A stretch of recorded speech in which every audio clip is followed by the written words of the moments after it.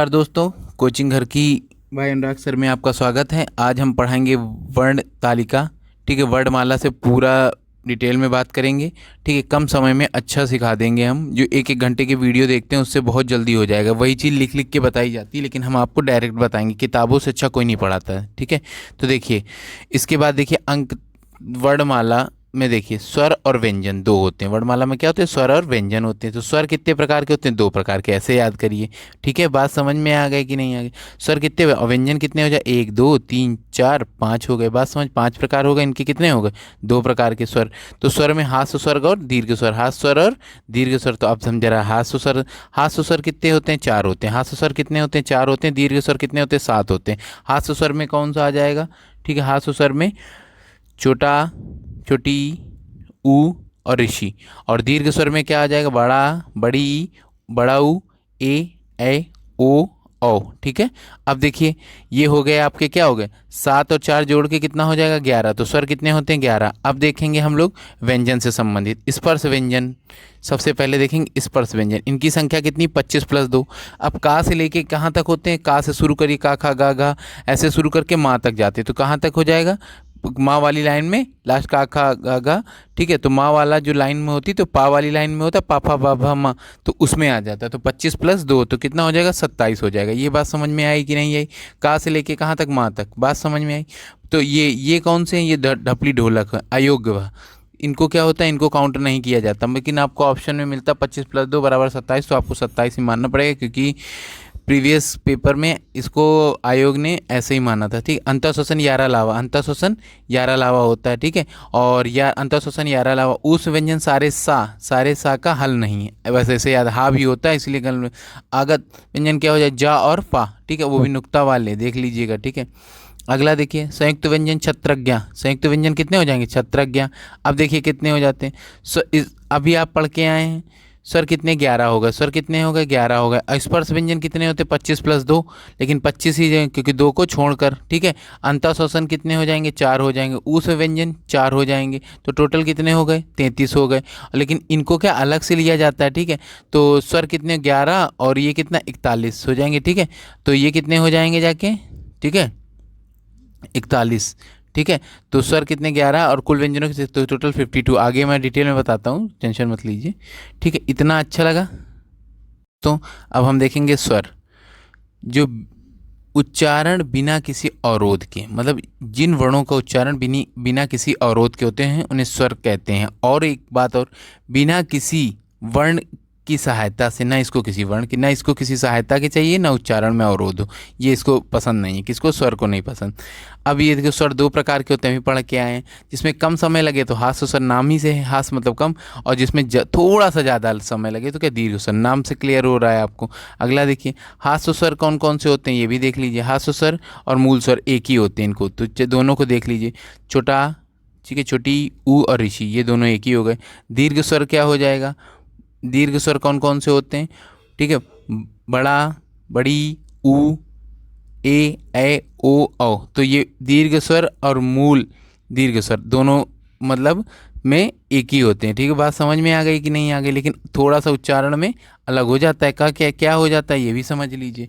तो इसमें क्या हो जाता है? 3 अक्षर एक होते हैं। कभी कभी पेपर में पूछा क्या एक ही होते हैं? पेपर में ये पूछा गया है तो इसको आपको बताना पड़ेगा हाँ एक ही होते हैं, लेकिन 3 अक्षर से अलग हो जाते हैं। ये क्या हो जाता है? इसमें ऋषि जुड़ जाता है, इसमें ए ओ औ। ये बात समझ में आ गई? अब देखिए संयुक्त स्वर क्या हो जाते? कई बार पूछा गया। ये संयुक्त इसके साथ हो जाते हैं, यही चीज़ ये क्या हो जाते हैं? यही इनको अलग बना देती। बात समझ में? ए ओ। और क्या आगत स्वर क्या हो जाए? जिसमें क्या? आ। ठीक है, अग्र स्वर जीभ के आगे के भाग। देखिए अग्र, यहाँ समझिए जिहा के आधार पर स्वर अग्र, मध्य, पश्च स्वर। ठीक है, अग्र में क्या हो जाएगा? अग्र स्वर में क्या हो जाएगा? छोटी ई, बड़ी ई, ए। ठीक है, और मध्य में आ। पांचवें स्वर में क्या हो जाएगा? देखिए आप इन तीन दो को जरूर शुरुआत के याद रखिए, बाकी मार दीजिएगा। आप इतना नहीं ले जा पा रहे हैं लोड, तो थोड़ा समय लगेगा। 1-2 बार सुबह शाम नाश्ते में लेंगे तो आ जाएगा। ठीक है, अब देखिए कैसे होगा। बड़ा, ठीक है, ऊ, ठीक है, बड़ा ऊ, ओ औ आ। तो ये क्या होगा? 5 स्वर आ जाएंगे। देखिए बात समझ में आ गई कि नहीं आ गई?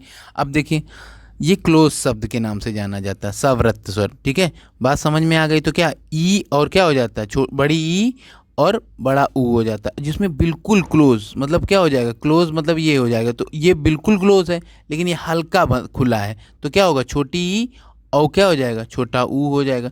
ये ओपन होता है, ठीक है, विवृत के रूप में। इसमें क्या हो जाता है, इसमें पूरी तरीके से क्या हो जाता है, मुंह खुलता है, ठीक है। तो बड़ा, ठीक है, ए ओ, ठीक है, और इसमें क्या हल्का सा हाफ ओपन होता है, तो क्या ए आ ओ आ, ठीक है। बात समझ में आ गई कि नहीं है।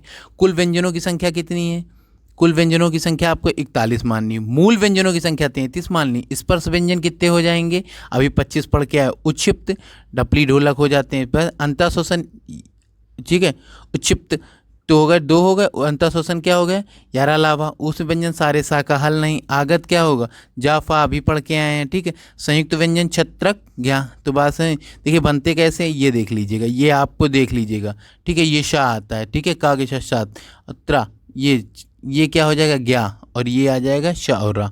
ये देख लीजिएगा आप, बहुत ज़्यादा इसमें ये देख लीजिएगा हलंत, हलंत पेपर में गलत करा देगा आपको, ठीक है।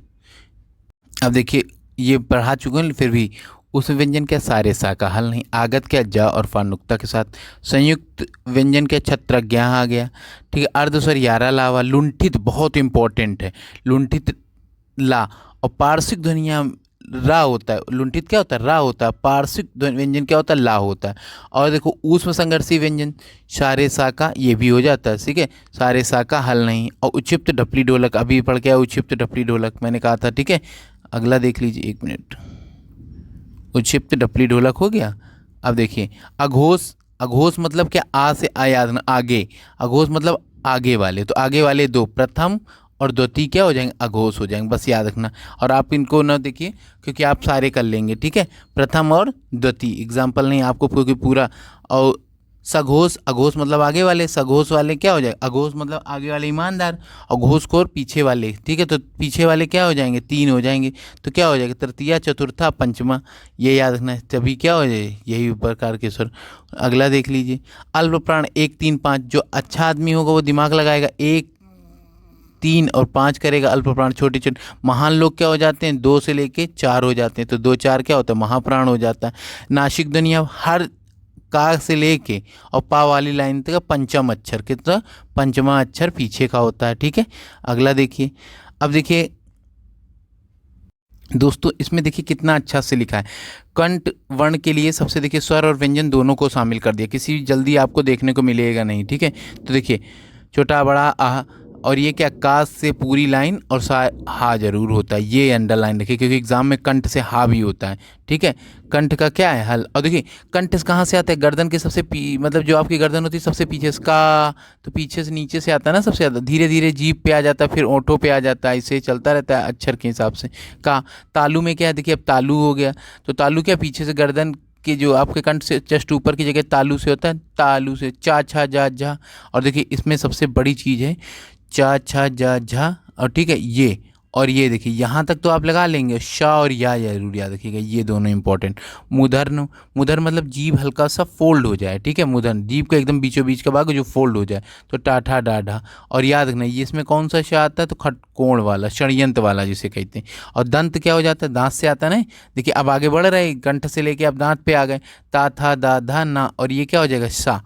बात ओष्ठ से क्या होगा, पाफा बाभा मा, ठीक है। ये तो होगा पापा पापा, ये वाला दंतोष्ट वाह, अयोग वाह, या अनुस्वर, अनुस्वर में 1 बिंदी होती, विसर्ग में 2 होती। अब देखिए यहाँ पे बहुत इंपॉर्टेंट, ये क्वेश्चन आपसे छटक जाएगा, ठीक है, लेकिन हम इतना अच्छे से पढ़ा देंगे कि आपका स्पर्श रहित, ठीक है। और काकल ध्वनि और स्वर यंत्रमुखी घोष, ठीक है। और उसके बाद